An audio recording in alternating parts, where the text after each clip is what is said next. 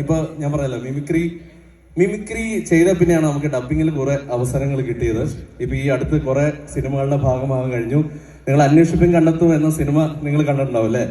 അതില് നമ്മുടെ ഹരീഷ് പേങ്ങൻ ചേട്ടന് ശബ്ദം ഞാനാണ് കൊടുത്തത്. അതിനുള്ളൊരു ഭാഗ്യം ഉണ്ടായി. അന്ന് എനിക്ക് അദ്ദേഹത്തിന്റെ ശബ്ദം അറിയില്ലായിരുന്നു. അപ്പൊ എന്ത് ചെയ്യും, ഞാൻ ആക്സിഡന്റ് ഒക്കെ കഴിഞ്ഞ് വീട്ടില് റെസ്റ്റ് ഇരിക്കുന്ന സമയം നമ്മുടെ അന്വേഷിപ്പിൻ കണ്ടെത്തുന്നതിന്റെ ഡയറക്ടറെ വിളിച്ചു, എങ്ങനെയെങ്കിലും ഒന്ന് സെറ്റ് ചെയ്ത് തരണം, വേറെ ആരുമില്ല. അപ്പോൾ എനിക്ക് അദ്ദേഹത്തിന്റെ ശബ്ദം അറിയില്ല. അപ്പോൾ എനിക്ക് ഡബിങ് സ്റ്റുഡിയോയിൽ എത്തിയപ്പോൾ എന്താ ഒരു ഐഡിയ എന്നറിയാതെ ആളുടെ ആ മോഡുലേഷൻ മാത്രം അറിയാം. ഇപ്പൊ നിങ്ങൾക്ക് എല്ലാവർക്കും അറിയാം, ഒരു ആക്സിഡന്റ് കഴിഞ്ഞിട്ടാണ് വന്നത്. എന്റെ പല്ലുകളൊന്നും വെച്ചിട്ടില്ല.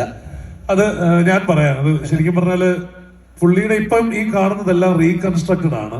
ഞാൻ ആ സമയത്ത് വീട്ടിൽ പോയി കണ്ടിട്ടുള്ളത് കൊണ്ട് ഇപ്പോഴും സത്യം പറഞ്ഞാൽ ആ ഇരിക്കുന്നതൊക്കെ. അപ്പോ സ്റ്റുഡിയോയിൽ എത്തിയപ്പോ ഒരു ഐഡിയ തോന്നി. നമ്മള്